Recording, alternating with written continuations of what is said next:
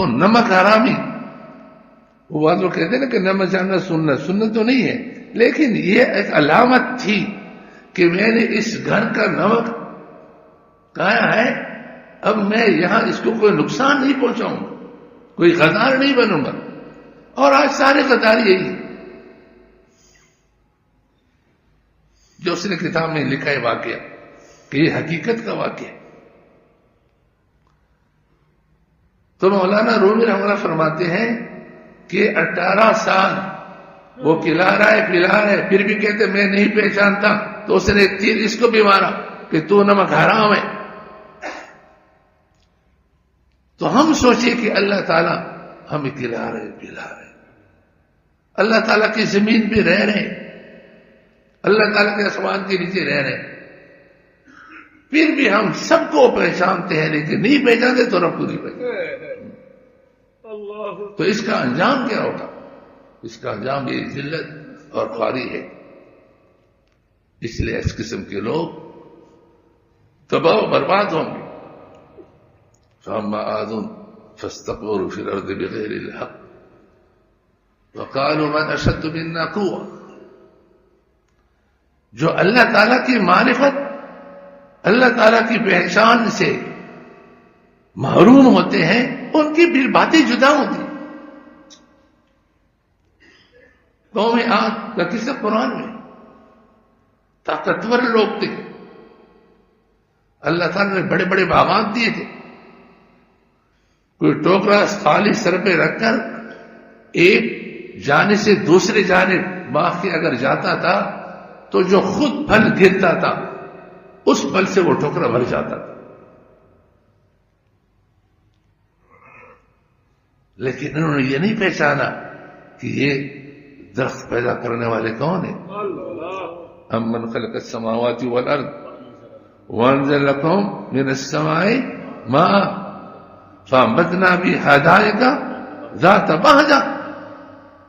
یہ جو تم باغات دیکھتے ہو یہ ہم نے تمہارے لیے پانی برسا کر اگائے ہیں. وَمَا كَانَ لَكُمْ أَن تُنبِتُوا شَجَرًا. تمہارے بس میں نہیں ہے کہ تم ایک درخت کو اگا سکو. کسی انسان کے درخت میں، انسان کے اختیار میں ہے؟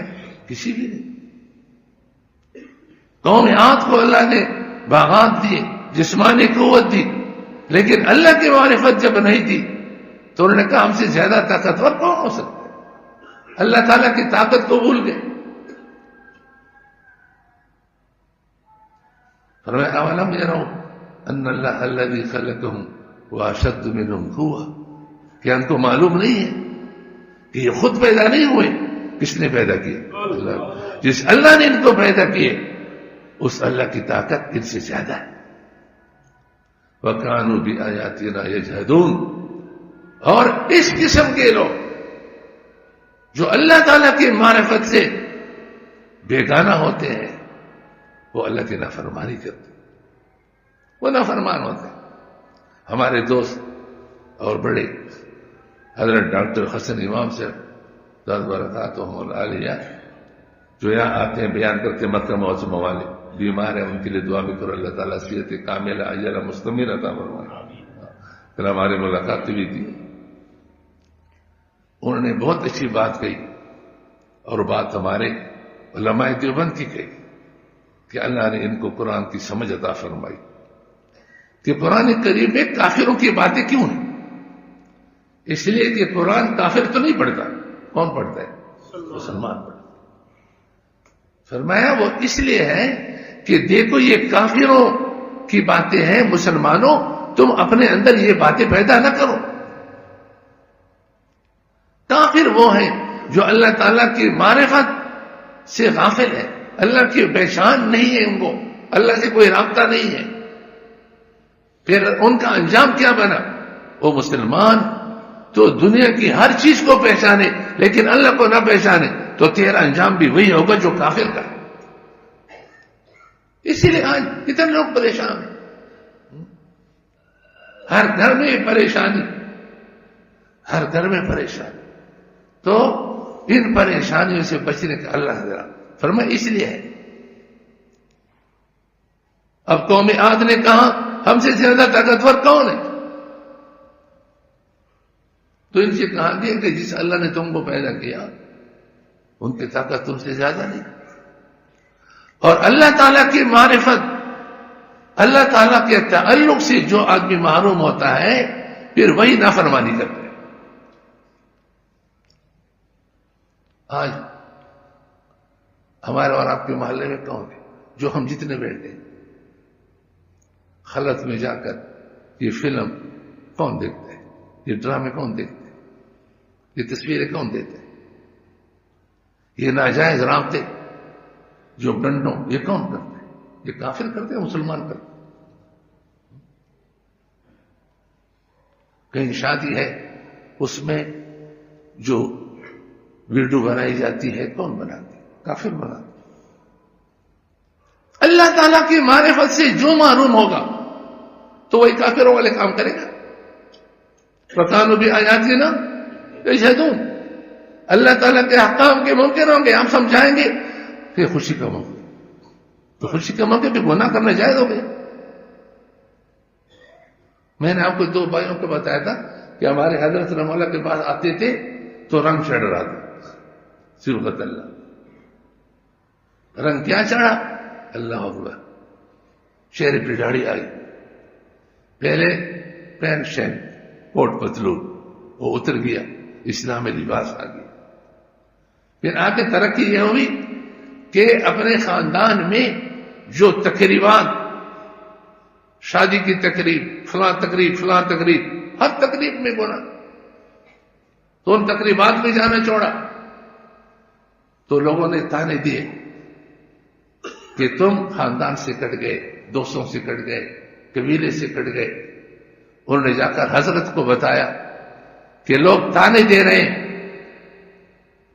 کہ دیندار بننے کا تمہیں کیا فائدہ ہوا، تم خاندان سے کٹ گئے، دوستوں سے کٹ گئے، قبیلے سے کٹ گئے. فرمایا ان کو بتاؤ کٹے کس سے جڑے کس سے؟ مخلوق سے اگر کٹ گئے تو کس سے جوڑے؟ تو نقصان میں کہاں ہے، فائدے میں تو ہے. عاجز سے کٹ گئے اور جو صاحب قدرت ہے اس کے ساتھ جڑ گئے تو نقصان کہاں ہے؟ تو کافروں نے، قوم عاد نے اللہ تعالیٰ کی معرفت سے جب محروم ہوئے تو انہوں نے کیا کیا؟ اللہ کے احکام کا انکار کیا. فَأَرْسَلْنَا عَلَيْهِمْ رِيحًا صَرْصَرًا فِي أَيَّامٍ نَحِسَاتٍ لِنُذِيقَهُمْ عَذَابَ الْخِزْيِ فِي الْحَيَاةِ الدُّنْيَا. ہم نے دنیا میں بھی ان کو ایسا عذاب دیا جو رسوا کرنے والا، اور آخرت میں بھی ان کے لیے کیا ہوگا؟ وَالْعَذَابُ الْآخِرَةِ أَخْزَىٰ وَهُمْ لَا يُنصَرُونَ. وہ اس سے بھی زیادہ رسوا کن ہوگا اور ان کی مدد بھی کوئی مدد کرنے والا بھی نہیں ہوگا. مسلمانوں، تم بھی اگر اللہ تعالیٰ کی معرفت سے منہ موڑو گے، فلاں کی خاطر فلاں کی خاطر، لیکن اللہ کی خاطر نہیں کرو گے تو تم بھی دنیا میں بھی ذلیل ہوگے، آخرت میں بھی ذلیل ہوگے.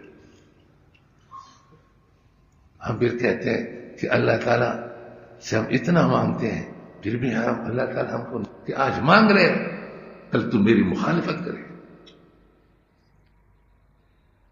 کل تو بھائی کی وجہ سے، باپ کی وجہ سے، ماں کی وجہ سے، بہن کی وجہ سے، اپنے رشتہ داروں کی وجہ سے مجھے چھوڑے گا، تو بے وفا ہے. ایک بات یاد آئی، علماء خصوصاً یاد رکھو، حضرت حکیم علماء خود سرور نے حضرت گنگوئی رحمہ اللہ کو لکھا کہ حضرت دعا کیجئے کہ اللہ تعالیٰ رضائے دائمی عطا فرمائے. اللہ تعالیٰ رضائے دائمی ہمیشہ کی دے. فرمایا او ملا اشرف علی، رضا کے ساتھ دائمی کی قید مت لگاؤ. کیوں؟ اس لیے کہ اللہ تعالیٰ ایک دفعہ جس سے راضی ہوتے ہیں پھر کبھی ناراض نہیں ہوتے. کیوں؟